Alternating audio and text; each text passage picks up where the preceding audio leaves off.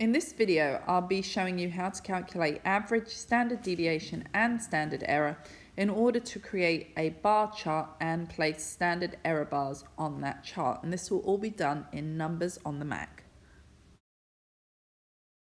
So let's get started. Here I have two data sets for beak depth in finches.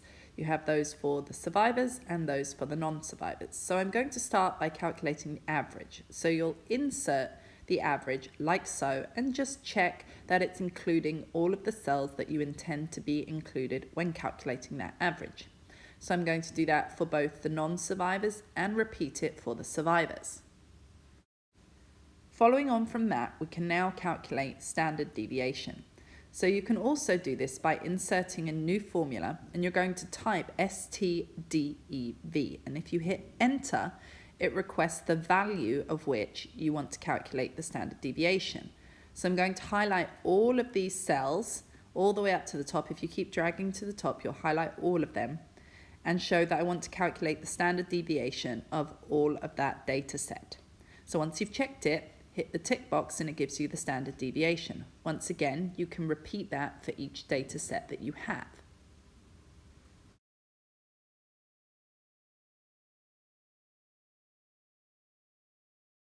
Now, in order to calculate standard error of the mean, it's the standard deviation divided by the square root of the number of values that you had, in other words, the count.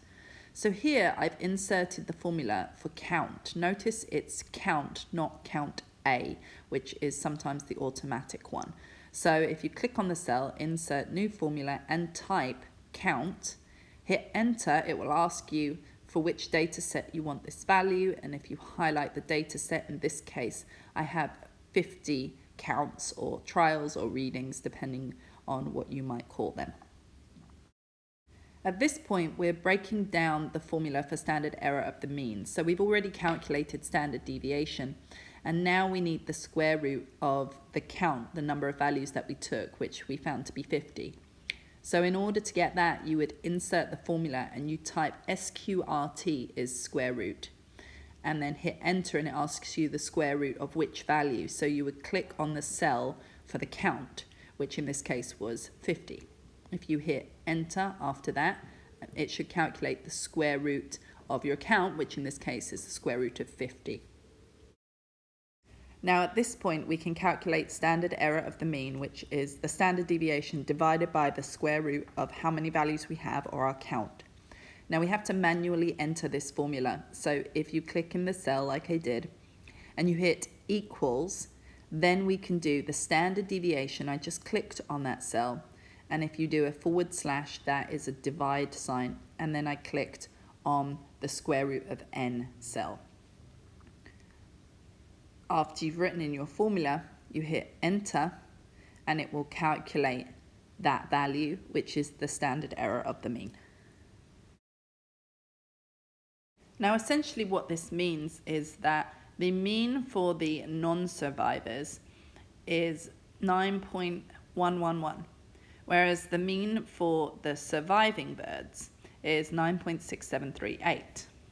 However, the true mean can be within a range of that value, above or below by the standard error. So that would be 9.111 above or below by 0.12. That's essentially the standard error of the mean rounded to 2 decimal places. So the true mean can be within that range.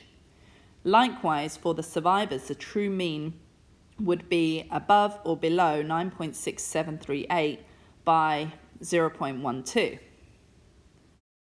So the true mean would either be below the mean by 0.12 or above the mean by 0.12.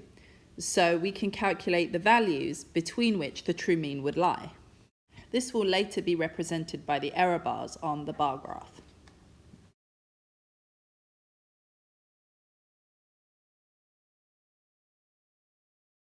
So in order to produce the chart, you would do so using the means for the non-survivors and the survivors. So you go to chart and select the bar chart.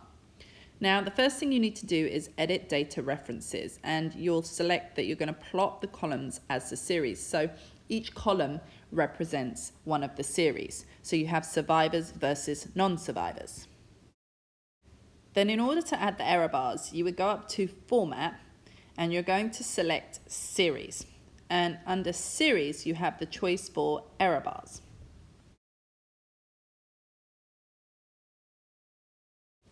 With the error bars, you're going to select a positive and a negative error bar, so above and below. But you're going to choose a custom value. And for us, rounded to 2 decimal places, that was 0.12. So a positive value of 0.12 and a negative value of 0.12. And you should now see that the range for the true mean is reflected by the standard error of the mean shown in the error bars on the graph. You can repeat the same for the other series.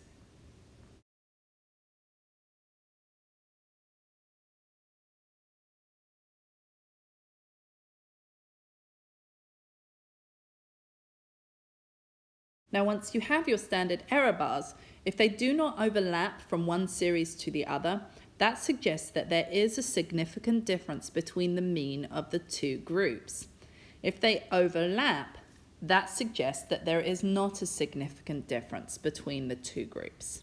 In the example shown above, the error bars for the two groups do not overlap, therefore there is a significant difference in the mean beach depth between survivors and non-survivors.